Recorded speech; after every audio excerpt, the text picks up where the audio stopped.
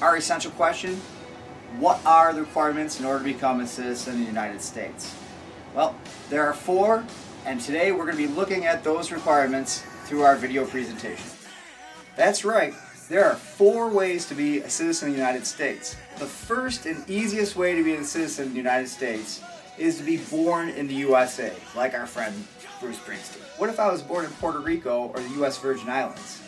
It's a good question. Now, being a U.S. territory, you would be considered a citizen of the United States with proper documentation, such as a birth certificate.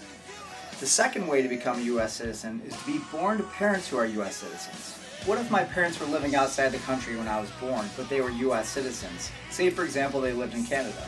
Well, under the second requirement, you would be a citizen of the United States because your parents are citizens of the United States.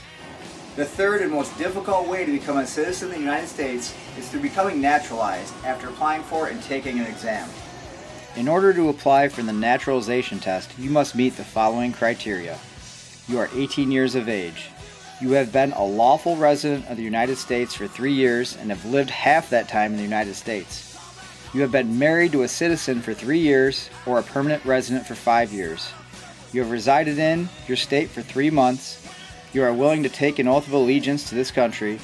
You are fluent in English and have a proficient knowledge of the language. You must have a testable knowledge of the United States history and government, and you must not have been involved in or have been convicted of any crime. So I took my naturalization test. What happens next? Now I just have to attend a naturalization ceremony and pledge my oath of allegiance to the United States of America. The fourth and final way to become a citizen of the United States is through having your parents naturalized. So because my parents became naturalized, I'm automatically naturalized too? Cool. So let's review the 4 ways that you can be a citizen of the United States.